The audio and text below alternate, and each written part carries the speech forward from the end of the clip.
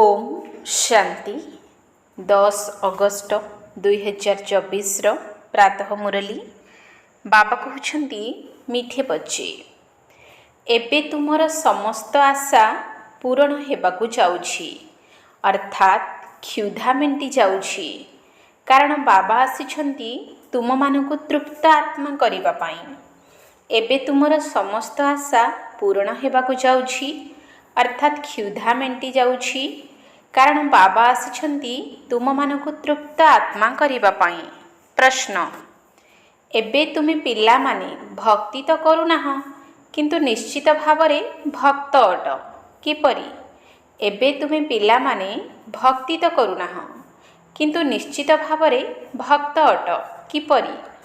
उत्तर जे पर्यंत देह अभिमान रहिछि से पर्यंत तुमे भक्त अट। एबे तुमे माने ज्ञानी हेबा पाई पाठ पढ़ुछ जेतेबेले परीक्षारे उत्तीर्ण होइछिब कर्मातीत होइछिब तेबे चाहि संपूर्ण ज्ञानी कुहाजिब तापरे आउ पाठ पढ़िबार आवश्यकता नाही। ओम शांति। भक्त एवं भगवान दुई जन अटंती ना, पिता एवं पुत्र। भक्त तो अनेक अछंती किंतु भगवान जणे। तुम मानकु एसबु कथा बहुत सहज लागुछि। आत्मा शरीर द्वारा भक्ति करि थाए काहेकि भगवान बाबांक सहित मिसिबा पाई। तुमे भक्त माने एबे ड्रामा को बुझी गलणी। जेतेबेले पूरा ज्ञानी होइछिब सेतेबेले एठारे आउ रहिब नाही। जेपरि स्कूल रे पाठ पढ़ी परीक्षा रे पास करि गले आउ गोटिए श्रेणी को जाती। एबे तुम मानकु भगवान पाठ पढ़ाउछंती। ज्ञानी मानकु तो पाठ पढ़ार आवश्यकता नाही। भक्त मानकु भगवान पाठ पढ़ाउछंती। तुमे माने जानिछ आमे आत्मा माने भक्ति करुथिले। एबे भक्तिर बाहरी ज्ञान को किपरि आसीबाकु हेबो एकथा बाबा सिखाउछंती। तुमे माने एबे भक्ति करुनाह किंतु देह अभिमान रे तो आसी जाउछ ना। एक कथा तुमे माने जानिछ किंतु भक्त माने तो भगवान को मध्य जानि नाहंती। निजे मध्य कहउछंती जे आमे जानि नाहु। जिए नंबर 1 भक्त थिले तांको मध्य बाबा पचारुछंती तुमे जे भगवानकर भक्त थिल तांको जानिथिल? वास्तव रे भगवान तो केवल जणे। एठारे तो अनेक भगवान होइगलेनी। निजको मध्य भगवान बोली कहि देउछंती। एहाकु ही अज्ञानता बोली कहा जाउछि। भक्ति घोर अंधकार अटे ताहा भक्ति मार्ग। भक्त माने गायन करुछंती ज्ञान अंजन सद्गुरु देले अज्ञान अंधकार विनाश। ज्ञान अंजन गुरु माने देई परिबे नाही।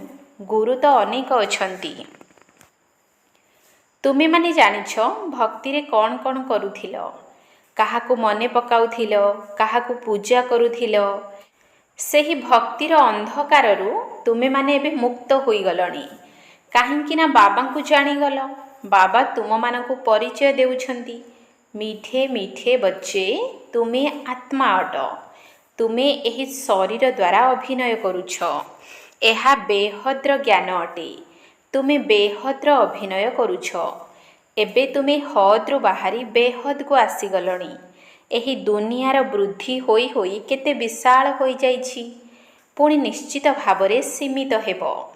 हद्रु बेहद ओ बेहद्रु हद किपरि हेउछि एकथा एबे तुमे माने जानुछ। आत्मा एक छोट तारका समान। एकथा बुझी मध्य एते बड़ लिंग तयारी करि देउछंती। सेमाने मध्य कोन करिवे? एते छोट बिंदुर तो पूजा करि परिबे नाही। कहउछंती भ्रुकुटी मध्यरे चमकुछि अजब तारका। तेबे सही तारकार भक्ति किपरि करिवे? भगवानकर संबंध रे तो केही जानि नाहंती। आत्मा संपर्क रे किछि किछि जानिछंती। आत्मा भ्रुकुटी मध्यरे रही थाए बास। एकथा बुद्धि रे आसु नाही जे आत्मा ही शरीरर आधार नहीं पाठ करुछि। प्रथमे प्रथमे तुमे ही पूजा करुथिल। बड़ बड़ लिंग तयारी करुथिल। रावणर मध्य दिन को दिन बड़ चित्र तयारी करुछंती। छोट रावण तो तयारी करि परिबे नाही। ମନୁଷ୍ୟ ତ ପ୍ରଥମେ ଛୋଟ ପୁଣି ବଡ଼ ହୋଇଥାଏ।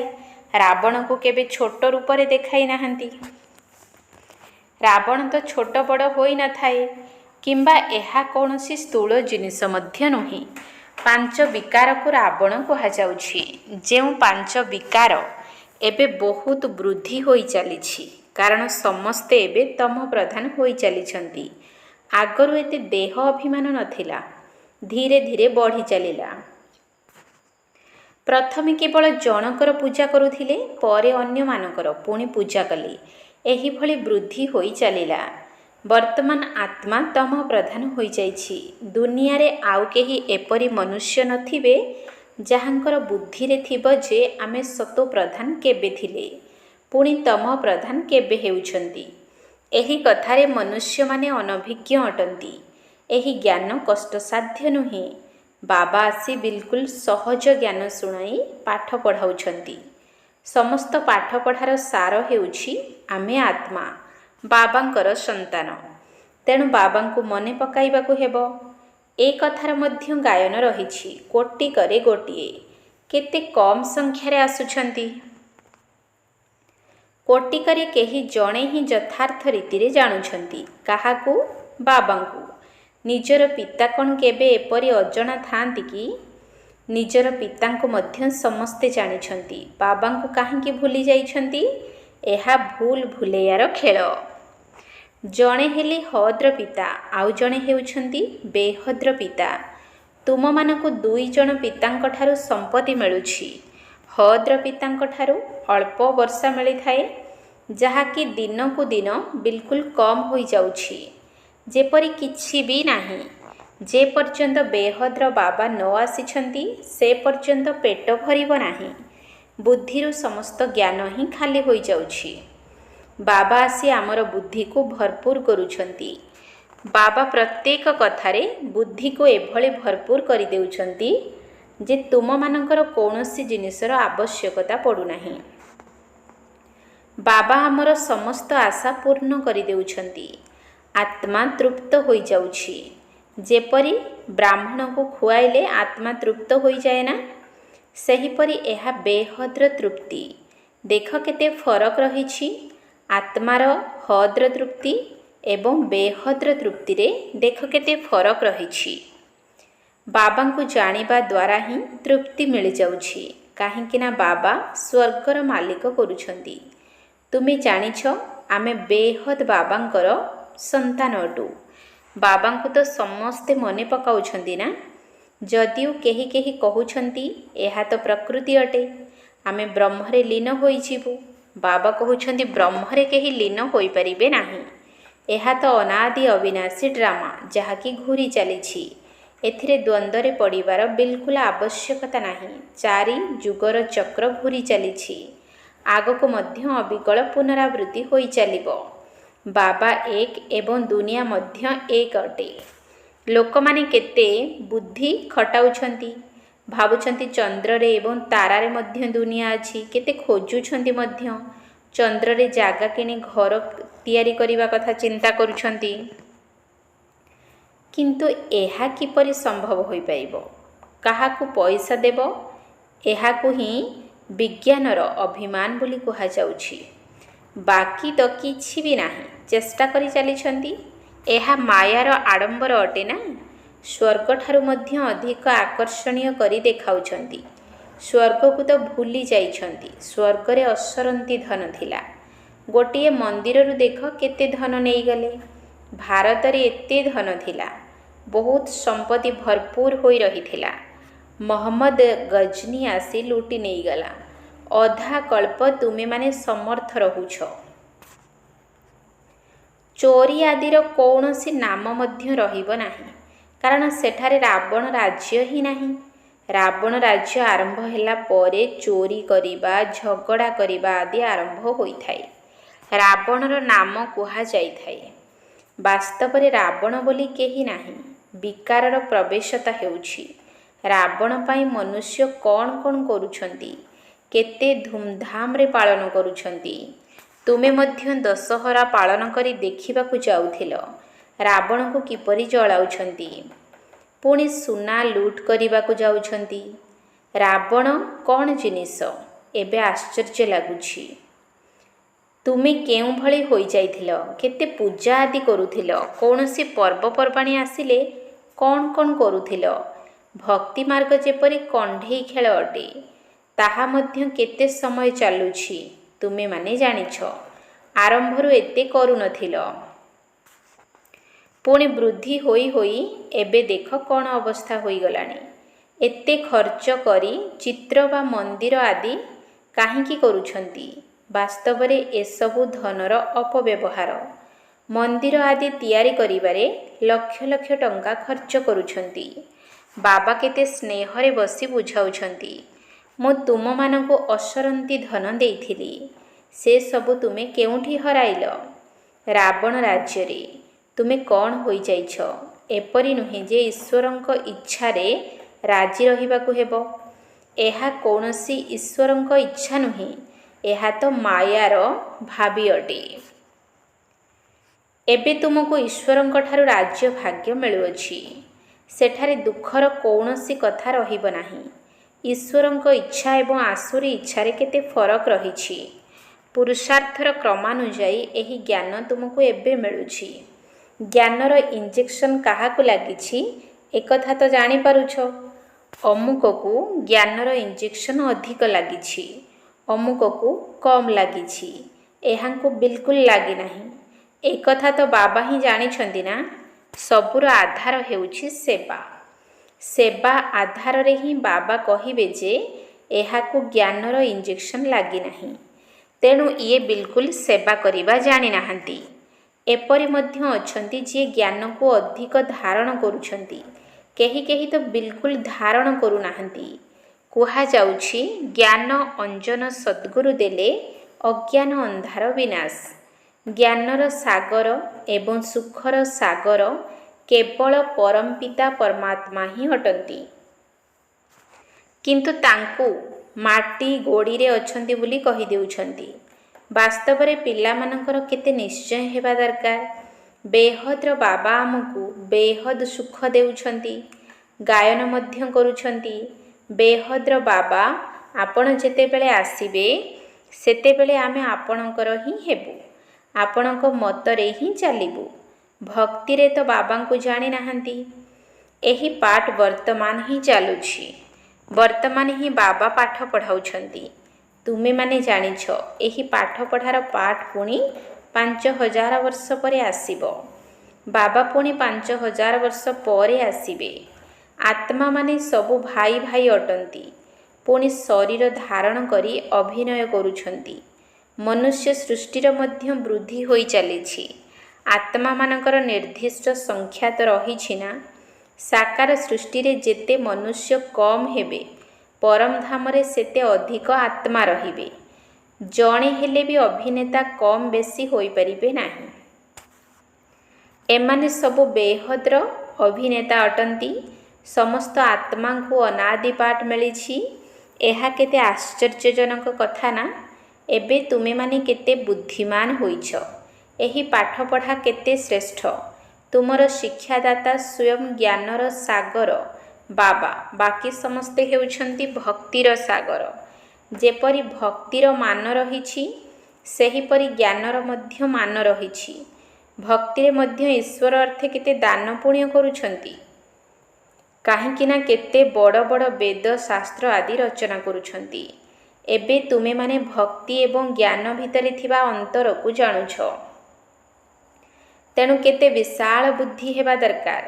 ତୁମର ଦୃଷ୍ଟି କେବେ ହେଲେ କେଉଁ ଜିନିଷ ପ୍ରତି ଆକର୍ଷିତ ହେବ ନାହିଁ। ତୁମେ କ'ଣ କହୁଛ କି ଆମେ ରାଜା ରାଣୀ ଆଦିଙ୍କୁ ଦେଖିବୁ? ସେମାନଙ୍କୁ କ'ଣ ଦେଖିବ? ମନରେ କୌଣସି ପ୍ରକାର ଆଶା ରଖ ନାହିଁ। ଏସବୁ ବିନାଶ ହୋଇଯିବ।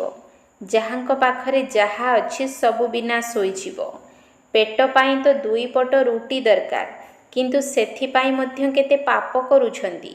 ବର୍ତ୍ତମାନ ସମୟରେ ଦୁନିଆରେ ପାପ ହିଁ ପାପ ହେଉଛି। ପେଟ ପାଇଁ ବହୁତ ପାପ କରୁଛନ୍ତି। ପରସ୍ପର ଉପରେ ମିଥ୍ୟା କଳଙ୍କ ଲଗାଉଛନ୍ତି। ପଇସା ମଧ୍ୟ ଢେର ରୋଜଗାର କରୁଛନ୍ତି। କେତେ ପଇସା ମଧ୍ୟ ଲୁଚାଇ ଦେଉଛନ୍ତି। ଗଭର୍ଣ୍ଣମେଣ୍ଟ କ'ଣ କରିପାରିବ? କିନ୍ତୁ କେହି କେତେ ବି ଲୁଚାନ୍ତୁ, ଲୁଚି ପାରିବ ନାହିଁ। ଏବେ ତ ପ୍ରାକୃତିକ ବିପର୍ଯ୍ୟୟ ମଧ୍ୟ ଆସିବ, ବାକି ଆଉ ଅଳ୍ପ ସମୟ ରହିଛି। ବାବା କହୁଛନ୍ତି ଶରୀର ନିର୍ବାହ ଅର୍ଥ କିଛି ବି କର, ସେଥିପାଇଁ ମନା କରୁନାହାନ୍ତି। ତେଣୁ ପିଲାମାନଙ୍କୁ ଖୁସିର ନିଶା ଚଢ଼ିବା ଉଚିତ। ସର୍ବଦା ବାବା ଏବଂ ବର୍ଷା ମନେ ରହୁ। ବାବା ତ ତୁମକୁ ସାରା ବିଶ୍ୱର ମାଲିକ କରିଦେଉଛନ୍ତି। ଧରିତ୍ରୀ ଆକାଶ ସବୁ ଆମର ହୋଇଯିବ, କୌଣସି ପ୍ରକାରର ସୀମା ରହିବ ନାହିଁ। ପିଲାମାନେ ଜାଣିଛନ୍ତି ଆମେ ହିଁ ମାଲିକ ଥିଲୁ।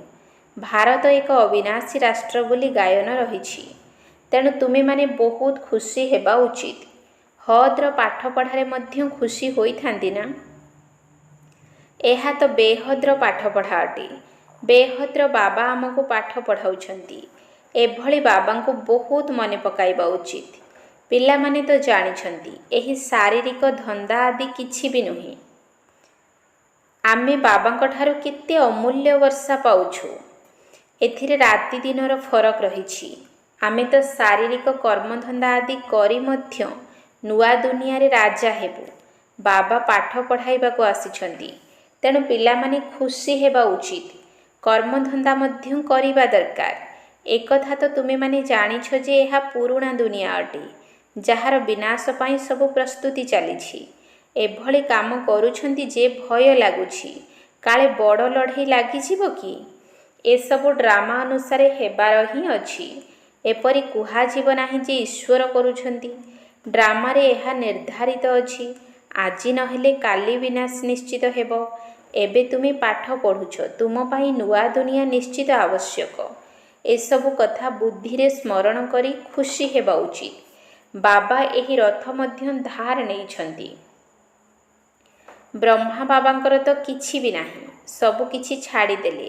ଯଦି ବେହଦ୍ର ବାଦଶାହୀ ମିଳୁଛି, ତେବେ ଏ ସମ୍ପତ୍ତି କ'ଣ କରିବେ?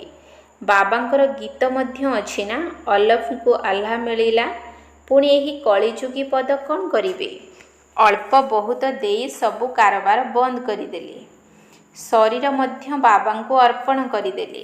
ଓହୋ, ମୁଁ ତ ବିଶ୍ୱର ମାଲିକ ହେଉଛି, ଅନେକ ଥର ମାଲିକ ହୋଇଛି। କେତେ ସହଜ ଅଟେ। ତୁମେ ଯଦିଓ ନିଜ ଘରେ ରହୁଛ, କିନ୍ତୁ ନିଜକୁ ଆତ୍ମା ଭାବି ବାବାଙ୍କୁ ମନେ ପକାଅ। ଆଚ୍ଛା, ମିଠା ମିଠା ଶିକିଲଧେ ସନ୍ତାନମାନଙ୍କ ପ୍ରତି ମାତା ପିତା ବାପ ଦାଦାଙ୍କର ମଧୁର ସ୍ନେହ ସମ୍ପନ୍ନ ଶୁଭେଚ୍ଛା ଏବଂ ସୁପ୍ରଭାତ। ଆତ୍ମିକ ପିତାଙ୍କର ଆତ୍ମିକ ସନ୍ତାନମାନଙ୍କୁ ନମସ୍ତେ। ଆତ୍ମିକ ସନ୍ତାନମାନଙ୍କର ଆତ୍ମିକ ବାପ ଦାଦାଙ୍କୁ ନମସ୍ତେ ନମସ୍ତେ ନମସ୍ତେ। ସୁପ୍ରଭାତ। ଧାରଣା ପାଇଁ ମୁଖ୍ୟ ସାର। 1 ନମ୍ବର ପଏଣ୍ଟ, ଏପରି ତୃପ୍ତ ଏବଂ ବିଶାଳ ବୁଦ୍ଧି ସମ୍ପନ୍ନ ହେବାକୁ ପଡ଼ିବ ଯେପରି ଅନ୍ୟ କୌଣସି ଆଡ଼େ ଦୃଷ୍ଟି ଆକର୍ଷିତ ହେବ ନାହିଁ। ମନ ଭିତରେ କୌଣସି ବି ଆଶା ନ ରହୁ, କାରଣ ଏସବୁ ବିନାଶ ହେବାକୁ ଯାଉଛି। ଏପରି ତୃପ୍ତ ଏବଂ ବିଶାଳ ବୁଦ୍ଧି ସମ୍ପନ୍ନ ହେବାକୁ ପଡ଼ିବ ଯେପରି ଅନ୍ୟ କୌଣସି ଆଡ଼େ ଦୃଷ୍ଟି ଆକର୍ଷିତ ହେବ ନାହିଁ। ମନ ଭିତରେ କୌଣସି ବି ଆଶା ନ ରହୁ, କାରଣ ଏସବୁ ବିନାଶ ହେବାକୁ ଯାଉଛି। 2 ନମ୍ବର ପଏଣ୍ଟ, ଶରୀର ନିର୍ବାହ ଅର୍ଥେ କର୍ମ କରୁଥିଲେ ମଧ୍ୟ ଖୁସିର ପାରଦ ସଦାସର୍ବଦା ଚଢ଼ି ରହିଥାଉ। ବାବା ଏବଂ ତାଙ୍କର ସମ୍ପତ୍ତି ସ୍ମୃତିରେ ରହିଥାଉ। ତୁମର ବୁଦ୍ଧି ବିନାଶୀ ପ୍ରାପ୍ତିଠାରୁ ହଟିଯାଉ ଏବଂ ଅବିନାଶୀ ପ୍ରାପ୍ତି କରିବାରେ ଲାଗି ରହୁ। ଶରୀର ନିର୍ବାହ ଅର୍ଥେ କର୍ମ କରୁଥିଲେ ମଧ୍ୟ ଖୁସିର ପାରଦ ସଦାସର୍ବଦା ଚଢ଼ି ରହିଥାଉ। ବାବା ଏବଂ ତାଙ୍କର ସମ୍ପତ୍ତି ସ୍ମୃତିରେ ରହିଥାଉ। ତୁମର ବୁଦ୍ଧି ବିନାଶୀ ପ୍ରାପ୍ତିଠାରୁ ହଟିଯାଉ ଏବଂ ଅବିନାଶୀ ପ୍ରାପ୍ତି କରିବାରେ ଲାଗି ରହୁ। ବରଦାନ, ତୀବ୍ର ପୁରୁଷାର୍ଥ ଦ୍ୱାରା ସର୍ବବନ୍ଧନକୁ ଅତିକ୍ରମ କରି ମନୋରଞ୍ଜନର ଅନୁଭୂତି କରୁଥିବା ଡବଲ ଲାଇଟ୍ ଭବ।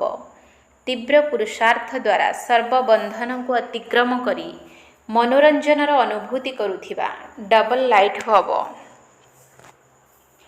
କେହି କେହି ପିଲା କୁହନ୍ତି, ଏମିତି ତ ମୁଁ ସବୁ ଦୃଷ୍ଟିରୁ ଠିକ୍ ଅଛି, କିନ୍ତୁ ଏହି କାରଣ ଟିକିଏ ରହୁଛି ନା, ସଂସ୍କାର ଗୁଡ଼ିକର ବନ୍ଧନ, ବ୍ୟକ୍ତିମାନଙ୍କର ବନ୍ଧନ, ବାୟୁମଣ୍ଡଳର ବନ୍ଧନ।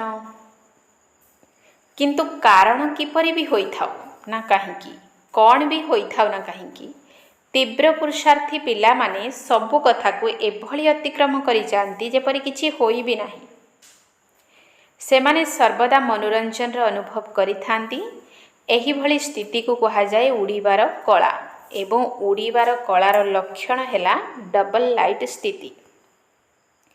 ସେମାନଙ୍କୁ କୌଣସି ପ୍ରକାରର ବୋଝ ହଲଚଲ କରିପାରିବ ନାହିଁ। ସ୍ଲୋଗାନ: ପ୍ରତ୍ୟେକ ଗୁଣକୁ ବା ଜ୍ଞାନକୁ ନିଜର ବ୍ୟକ୍ତିଗତ ସଂସ୍କାରରେ ପରିଣତ କରିଦିଅ। ପ୍ରତ୍ୟେକ ଗୁଣକୁ ବା ଜ୍ଞାନକୁ ନିଜର ବ୍ୟକ୍ତିଗତ ସଂସ୍କାରରେ ପରିଣତ କରିଦିଅ। ଓମ୍ ଶାନ୍ତି। ସଙ୍ଗମ ଯୁଗର ଅଦ୍ଭୁତ କାହାଣୀ ଶୁଣ ମୋ ଭାଇ ଭଉଣୀ, ଶୁଣ ମୋ ଭାଇ ଭଉଣୀ। 1937ରେ ଘଟିଲା ଯାହାକି ପୁଣି, ଭକ୍ତ ଶିରୋମଣି ଦାଦା ଲେଖରାଜ କୃପାଳିନୀ ବଂଶେ ଜାତ, ସେ ତ କୃପାଳିନୀ ବଂଶେ ଜାତ। ପ୍ରଭୁ ଦର୍ଶନ ପାଇଁ କରିଥିଲେ, ପ୍ରଭୁ ଦର୍ଶନ ପାଇଁ କରିଥିଲେ 12 ଜଣ ଗୁରୁ ସେତ। ଦିନେ ସତସଙ୍ଗେ ପ୍ରଭୁ କୃପା ହେଲା, ଦର୍ଶନ ସେ ପାଇଲେ, ପ୍ରଭୁ ଦର୍ଶନ ସେ ପାଇଲେ। ମହାଶକ୍ତି ଶିବ ପରମ ଈଶ୍ୱର ସାନ୍ନିଧ୍ୟ ସେ ଲାଭ କଲେ। ନିରାକାର ଜ୍ୟୋତିର୍ବିନ୍ଦୁ ପରମାତ୍ମା ଦିବ୍ୟ ସାକ୍ଷାତ କରାଇ, ତାଙ୍କୁ ଦିବ୍ୟ ସାକ୍ଷାତ କରାଇ। ମହାବିନାଶର ସ୍ୱର୍ଗ ଦୁନିଆର, ମହାବିନାଶର ସ୍ୱର୍ଗ ଦୁନିଆର ଆଦେଶିଲେ ପୁଣି ଯାଇ। ମୁଁ ହିଁ ପରମାତ୍ମା ସର୍ବ ଆତ୍ମା ପିତା, ନାମ ଅଟେ ମୋର ଶିବ, ମୋର ନାମ ଅଟେ ପୁଣି ଶିବ। ନିକଟ ଭବିଷ୍ୟେ ବିନାଶ ହୋଇବ, ସତ୍ୟଯୁଗ ଯେ ଆସିବ। କଳି ଆଉ ସତ୍ୟଯୁଗେ ସନ୍ଧିକ୍ଷଣ, ଏଇ ତ ସଙ୍ଗମ ଯୁଗ ଭାଇ, ଏଇ ତ ସଙ୍ଗମ ଯୁଗ। ଅଧର୍ମ ବିନାଶୀ ଧର୍ମ ସଂସ୍ଥାପିବି, ଅଧର୍ମ ବିନାଶୀ ଧର୍ମ ସଂସ୍ଥାପିବି। ତୁମେ ମୋ ମାଧ୍ୟମ ହେବ, ବ୍ରହ୍ମା ତୁମେ ମୋ ମାଧ୍ୟମ ହେବ। ବ୍ରହ୍ମା ନାମ ତୁମ ଆଜିଠାରୁ ହେଲା, ହେବ ଜଗତର ମା, ତୁମେ ହେବ ଜଗତର ମା। ପ୍ରଜାପିତା ତୁମେ ହୋଇବ ଶ୍ରୀକୃଷ୍ଣ, ପ୍ରଜାପିତା ତୁମେ ହେବ ଯେ ଶ୍ରୀକୃଷ୍ଣ। ଆସୁଛି ସ୍ୱର୍ଗ ଦୁନିଆ, ଶିବ ବାବାଙ୍କର ନୂଆ ଗୀତା ଜ୍ଞାନ ବ୍ରହ୍ମା ମୁଖୁ ଭାସି ଆସେ, ବ୍ରହ୍ମା ମୁଖୁ ଭାସି ଆସେ। ମଧୁର ମୁରଲୀ ନାମେ ତାହା ଶୁଣି, ଭକ୍ତ ଜନ ମନ ତୋଷେ। ରୁଦ୍ର ଗୀତା ଜ୍ଞାନ ଯଜ୍ଞ ବିରଚିଲେ, ଜନ୍ମ ହୋଇଲେ ବ୍ରାହ୍ମଣ, ଯଜ୍ଞ ଜନ୍ମ ହୋଇଲେ ବ୍ରାହ୍ମଣ। ବ୍ରହ୍ମା ମୁଖ ବଂଶାବଳୀ ହେଲେ ସିଏ, ଜ୍ଞାନରୁ ତାଙ୍କର ଜନ୍ମ। ଆତ୍ମାଜ୍ଞାନ ସାଥେ ପରମାତ୍ମା ଜ୍ଞାନ, ପୁଣି ସୃଷ୍ଟି ଚକ୍ର କଥା। ସର୍ବଜ୍ଞାନ ଦେଲେ ପରମ ପିତା ଯେ, ସର୍ବଜ୍ଞାନ ଦେଲେ ପରମ ପିତା ଯେ, ସବୁ ଶାସ୍ତ୍ର ସାର କଥା। ଓ ମଣ୍ଡଳୀରୁ ଅନୁଷ୍ଠାନ ଆଜି, ଈଶ୍ୱରୀୟ ବିଦ୍ୟାଳୟ। ମୁଖ୍ୟାଳୟ ଅଛି ଆବୁ ପରବତେ, ମୁଖ୍ୟାଳୟ ଅଛି ଆବୁ ପରବତେ।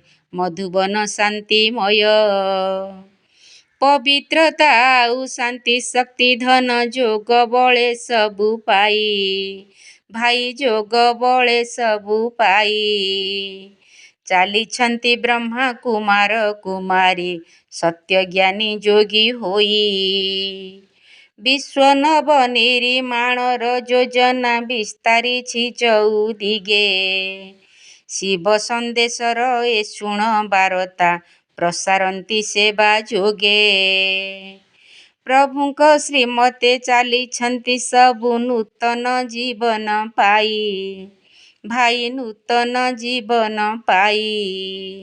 ସୁଖ ଶାନ୍ତି ଖୁସି ଅନୁଭବ ହୃଦେ ଜୟ ଶିବ ବାବା ଗାଇ। ଆମେ ଜୟ ଶିବ ବାବା ଗାଇ। ଘରେ ଘରେ ଖୋଲେ ଗୀତା ପାଠଶାଳା ଈଶ୍ୱରୀୟ ସେବା କେନ୍ଦ୍ର। ପୁଣି ଈଶ୍ୱରୀୟ ସେବା କେନ୍ଦ୍ର। ପରିବର୍ତ୍ତନର ଧାରା ବହି ଚାଲେ। ପରିବର୍ତ୍ତନର ଧାରା ବହି ଚାଲେ। ଯେଣୁ ପ୍ରଭୁ ପ୍ରାଣ କେନ୍ଦ୍ର। ପ୍ରଭୁ ଯେଣୁ ତାଙ୍କ ପ୍ରାଣ କେନ୍ଦ୍ର।